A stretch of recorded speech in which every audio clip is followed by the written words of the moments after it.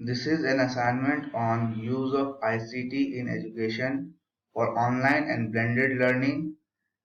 In this module, we will discuss about magnetic circuit. So initially we need to learn about magnetic fields. In the region surrounding a permanent magnet, there exists a magnetic field which can be represented by magnetic flux lines similar to electric flux lines. Magnetic flux lines differ from electric flux lines in that they don't have an origin or termination point. Magnetic flux lines radiate from North Pole to the South Pole through the magnetic bar. Continuous magnetic flux lines will strive to occupy as small an area as possible. The strength of a magnetic field in a given region is directly related to the density of flux lines in that region. If, unlike poles of two permanent magnets are brought together, the magnets will attract and the flux distribution will be as shown below. As we can see in the figure that the flux lines are flowing from south to the north. If like poles are brought together, the magnets will repel and the flux lines will be as shown. If a non-magnetic material such as glass or copper is placed in the flux path surrounding a permanent magnet, there will be an almost unnoticeable change in the flux distribution. If magnetic material such as soft iron is placed in the flux path, the flux lines will pass through the soft iron rather than the surrounding air because the flux lines pass with greater ease through magnetic materials than through air. This principle is put to use in the shielding of sensitive electric elements and instruments that can be affected by stray magnetic fields. The direction of the magnetic flux lines can be found by placing the thumb of the right hand in the direction of conventional current flow and noting the direction and fingers, commonly called the right hand rule. Now we will discuss about flux and flux density. In the SI system of units, magnetic flux is measured in Webers and is represented by using the symbol phi. The number of flux lines per unit area is called flux density. Flux density is measured in Teslas. Its magnitude is determined by the following equation. The equation is flux density equals to magnetic flux divided by area in square meters. Permeability. If cores of different materials with the same physical dimension are used in the electromagnet, the strength of the magnet will vary in accordance with the core used. The variation in strength is due to the number of flux lines passing through the core. Magnetic material is material in which flux lines can readily be created and is said to have high permeability. Permeability is a measure of the ease with which magnetic flux lines can be established in the material. Permeability of free space or vacuum is given by mu naught, which is equal to 4 pi into 10 raised to minus 7 Weber by am. Materials that have permeability slightly less than that of free space are said to be diamagnetic, and those with permeability slightly greater than that of free space are said to be paramagnetic. Magnetic materials such as iron, nickel, steel, and alloys of these materials have permeability hundreds and even thousands of times that of free space and are referred to as ferromagnetic. The ratio of permeability of materials to that of free space is called relative permeability, where relative permeability is given by permeability of material by permeability of free space or vacuum. Inductance. Inductors are designed to set up a strong magnetic field linking the unit, whereas capacitors are designed to set up a strong electric field between the plates. Inductance is measured in henries.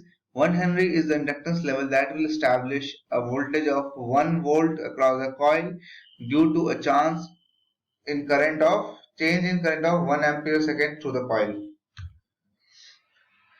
Inductance of a coil is given by mu n square A by L, where mu is the permeability N is the number of turns, A is the area, and L is the length, and L is the inductance in henries.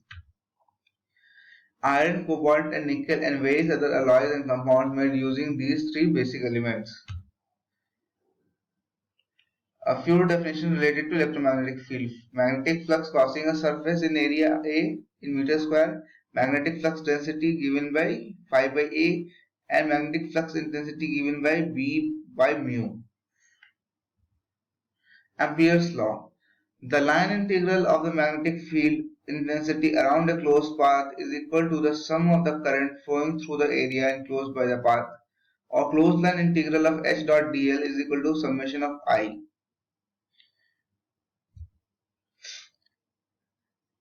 Suppose if you try to find out the application of Ampere's law, and for the given example, we can see that both dl and h are perpendicular to radius r at any point A on the circular path. The angle theta is 0 between them at all points.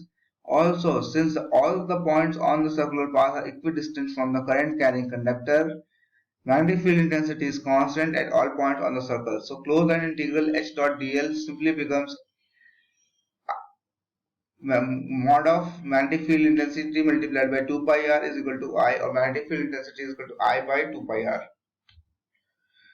They are magnetic circuits. They are basically ferromagnetic structures with coils wound around them. Because of high permeability, most of magnetic flux is confined within magnetic circuit. Thus, magnetic field intensity is always aligned with dl. Examples of magnetic circuits involve transformers, actuators, electromagnets, electric machines. Here is an example of magnetic circuit.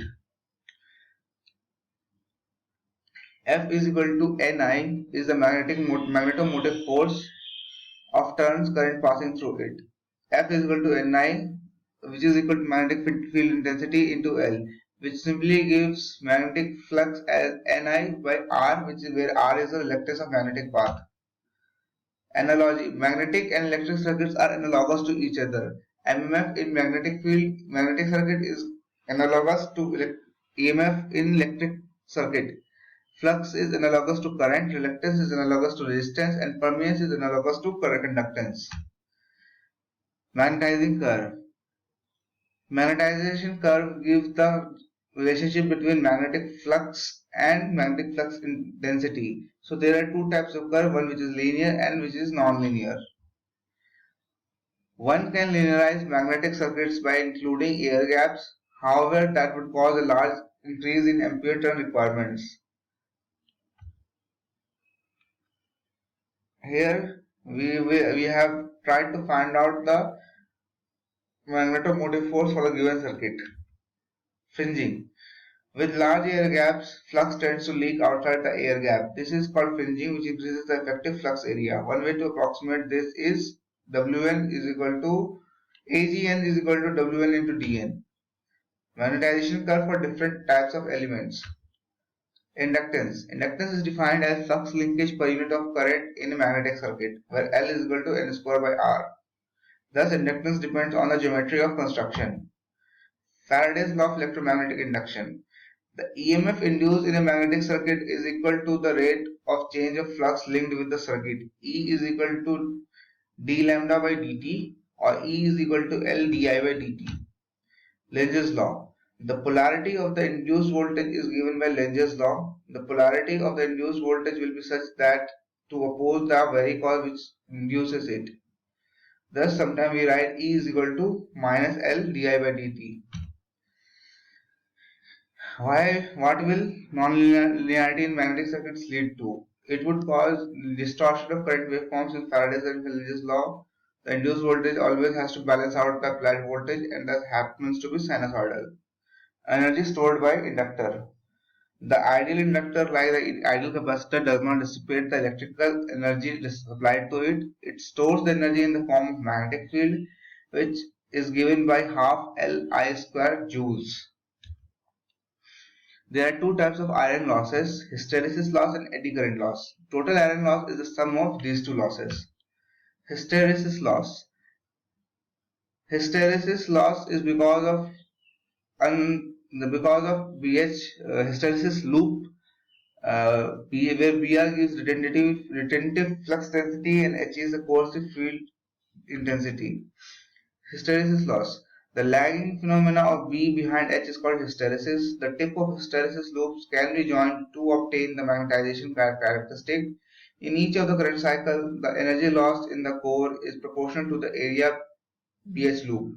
Energy loss per cycle is given by Kh B raised to n max F, where Ah is a constant and Bmax is the peak flux density.